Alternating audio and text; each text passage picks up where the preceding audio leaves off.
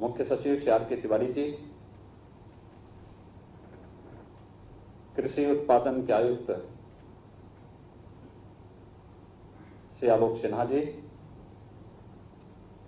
अपर मुख्य सचिव कृषि श्री देवेश चतुर्वेदी जी, अपर मुख्य सचिव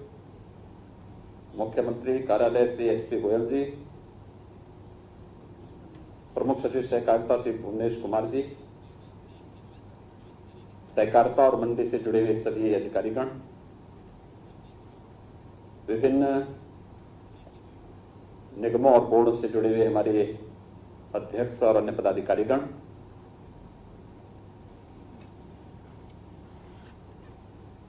आज का यह शिलान्यास का कार्यक्रम हम सबको अभिभूत करने वाला है। कोरोना कालखंड में भी हम सब अन्नदाता किसानों के हित के बारे में नई नई योजनाओं को लेकर के आगे बढ़ेंगे, इस संकल्प का एक जीता जागता उदाहरण है। इन भंडारण गृहों की उपयोगिता क्या है, ये हम सब इसी से अनुमान लगा सकते हैं कि कोरोना कालखंड में आदरणीय प्रधानमंत्री जी ने लॉकडाउन के दौरान प्रधानमंत्री पैकेज की घोषणा की थी और पीएम पैकेज में 1 लाख करोड़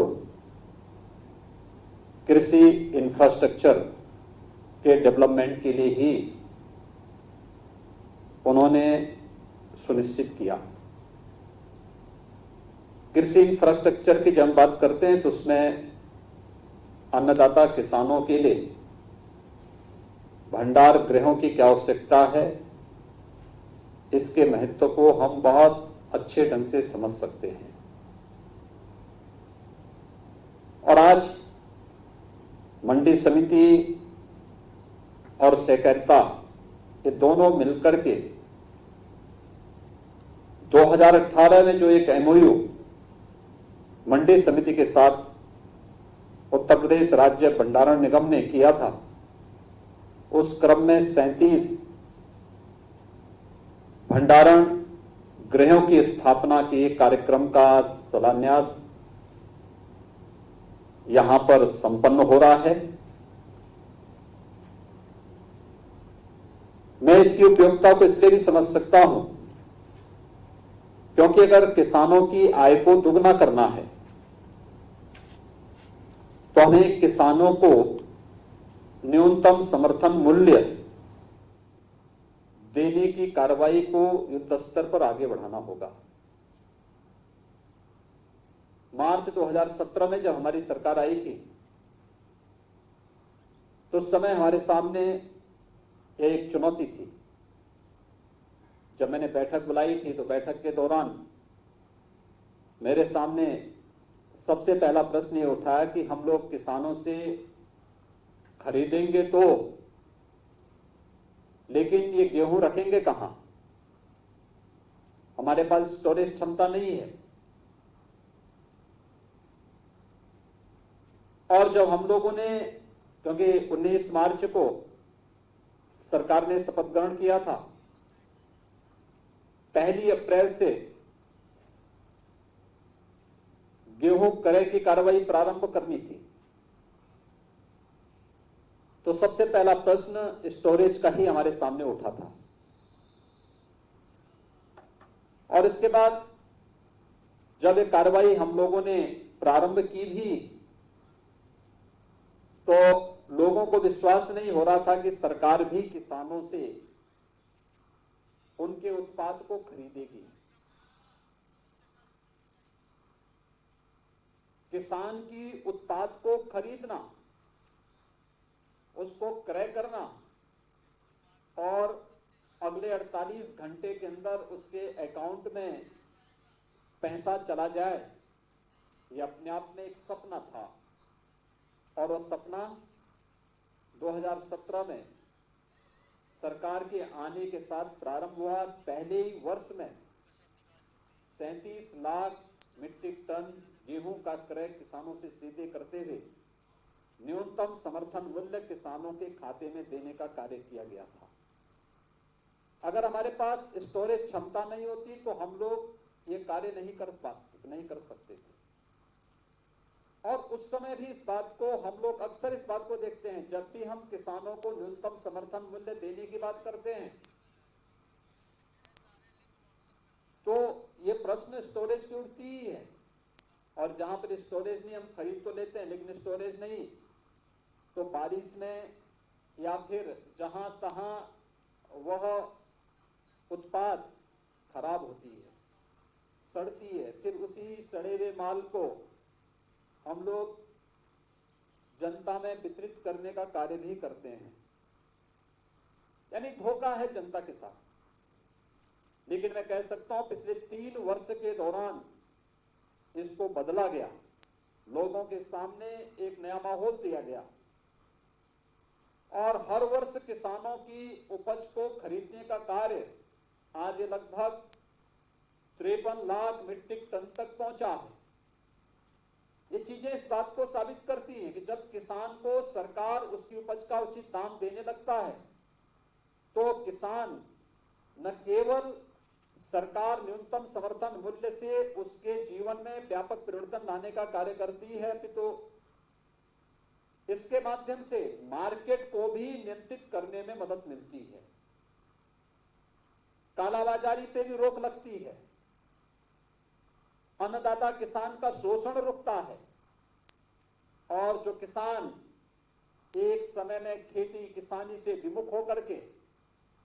जहां तहां मजदूरी करने के लिए, प्लान करने के लिए मजबूर होता था, पिछले 3-3.5 वर्षों में वही किसान वापस अपनी खेती के लिए वापस फिर से आया है और उसको एक विश्वास हुआ है कि खेती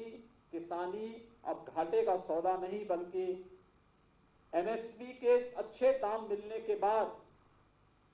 लागत का 1.5 गुना दाम किसानों को मिलना प्रारंभ हुआ है।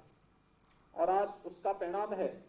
कि किसानों ने फिर से जो परंपरागत खेती किसानी का कार्य करते थे, इससे विमुख हो रहे थे, वे लोग फिर से अपनी खेती की ओर मुड़े हैं और फिर अन्नदाता किसान के रूप में अपनी भूमिका को फिर से उसी रूप में उन्होंने आगे बढ़ाना प्रारंभ किया है। मंडी समिति में अगर स्टोरेज क्षमता हम लोग तय कर लें, स्थापित कर लें,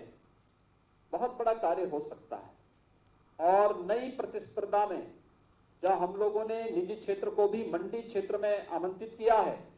इस नई प्रतिस्पर्धा के लिए न केवल सहकारिता को बल्कि मंडी समितियों को भी आगे आना होगा, क्योंकि जो जितनी अच्छी सुविधा किसानों को दे पाएगा और जितनी स्वस्थ प्रतिस्पर्धा को आगे बढ़ा पाएगा वही इस कंपटीशन में बना रह पाएगा और उस प्रतिस्पर्धा के योग्य अपने आप को तैयार करने के लिए आज एक नई शुरुआत हुई है। मैं तो ये मानता था कि 18 में जो एमओयू हुआ है कहीं वह केवल एमओयू तक ही सीमित न हो जाए, लेकिन मुझे प्रसन्नता है कि जिन 40 स्थानों पर ये मंडियां बननी थी, मैं तो चाहूंगा कि 75 के 75 जनपदों में हर एक जगह न केवल हमें उत्तर प्रदेश भंडारण निगम के माध्यम से के साथ मिलकर के, अभी तो आवश्यकता पड़ती मंडी समिति को स्वयं भी मंडियों के अंदर कोल्ड स्टोरेज भी बनाने चाहिए, सेलोज भी बनाने चाहिए और अत्याधुनिक भंडारण की क्षमता को अर्जित करते हुए एक नए सिरे से, क्योंकि केवल ये अनाज मंडी में ही नहीं, फल मंडियों में, सब्जी मंडी में भी हम लोगों को इस प्रकार की सुविधा देनी चाहिए कि किसान के उत्पाद को कुछ देर, कुछ दिनों तक हम सुरक्षित रख सकें। नहीं तो किसान के सामने समस्या क्या आती थी, जैसे इस बार हम लोग लॉकडाउन के दौरान देख रहे थे कि फूलों की खेती करने वाला किसान अपने को ठगा हुआ महसूस कर रहा था और उसको लगता था, बहुत सारे किसानों ने अपने खेतों में ही फूलों को छोड़ दिया, लेकिन अगर हमने उसको स्टोरेज करने की क्षमता मंडियों में दी होती तो वह उसको ला करके रखता, डिमांड होने पर देता और कहीं डिमांड नहीं होता तो उससे कम से कम इत्र और अगरबत्ती बनाने का कार्य उसके माध्यम से कर सकता था। हमें एक नई सोच देनी पड़ेगी और इस दिशा में हमें अभी से प्रयास करना प्रारंभ करना पड़ेगा। देश और दुनिया में जो कुछ भी अच्छा है, जहां कहीं भी अलग अलग प्रदेशों में, अलग अलग क्षेत्रों में और दुनिया के भी अलग अलग देशों में किसानों के हित के लिए कुछ नए काम हुए होंगे। आपके यहां भी अलग अलग जनपदों में आप जाएंगे तो किसानों के लिए लोगों ने अलग अलग स्थानों पर अलग अलग कार्य प्रारंभ किए हैं। अगर ये कार्य हम लोग भी मंडियों के माध्यम से एक बार प्रारंभ कर सकें, कृषि विज्ञान केंद्रों के माध्यम से कर सकें, हर गांव पंचायत में भी हम लोग ऐसे चीज को भी आगे करके स्टोरेज की क्षमता को ग्राम पंचायत के अंदर ही विकसित करने की कार्रवाई कर सकेंगे, अंततः इसका लाभ एक सामान्य जन को तो होगा ही, किसान इससे लाभान्वित होगा। और कालाबाजारी, जैसे कालाबाजारी की शिकायत आपको अक्सर देखने को मिलती है, लॉकडाउन के दौरान पहले चरण में कार्रवाई कर दी गई, कहीं भी कालाबाजारी की शिकायत नहीं आई। हम लोग ये मान करके चले थे कि लॉकडाउन के बाद हम अनलॉक में आ गए, अब कोई समस्या नहीं आएगी।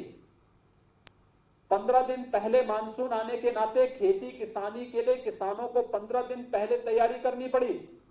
लेकिन थोड़ी सी हम लोगों ने लापरवाही क्या की कि खाद और यूरिया की कालाबाजारी होती हुई दिखाई दी, और जैसे ही कार्रवाई प्रारंभ हुई तो पर्याप्त मात्रा में खाद की उपलब्धता फिर से मार्केट में दिखाई देने लग गई। यानी कहीं ना कहीं शासन की और प्रशासन की एक हनक दिखनी चाहिए, और उसको उन लोगों तक जो कालाबाजारी के माध्यम से जनता का शोषण करना चाहते हैं, किसानों का शोषण करना चाहते हैं, उन पर कहीं ना कहीं लगाम कसने की कार्रवाई हर स्तर पर होनी ही चाहिए। आज के इस अवसर पर जब यहां पर 5-5 हजार मीट्रिक टन के 37 स्टोरेज क्षमता के लिए भंडारण गृहों की स्थापना के लिए आज शिलान्यास का कार्यक्रम यहां पर संपन्न हो रहा है, मुझे विश्वास है कि हम इन भंडारण गृहों के माध्यम से उत्तर प्रदेश के अंदर, हर मंडी के अंदर, हर जनपद में कुछ नई सोच के अनुसार भंडार गृहों की स्थापना करके किसानों की आमदनी को कई गुना आगे बढ़ाने में हम भी मददगार हो पाएंगे। मंडियां भी, सहकारिता विभाग भी, उत्तर प्रदेश भंडारण निगम भी इस भूमिका के साथ अपने आप को तैयार करेगा। आज के इस अवसर पर इस कार्यक्रम के प्रति हृदय से उत्तर प्रदेश भंडारण निगम को, मंडी समिति को हृदय से बधाई देता हूं, अपनी शुभकामनाएं देता हूं और विश्वास व्यक्त करता हूं कि किसानों की आमदनी को बढ़ाने में आप सब एक महत्वपूर्ण भूमिका का निर्वहन करेंगे। आप सबके प्रति शुभकामनाएं। धन्यवाद। जय हिंद।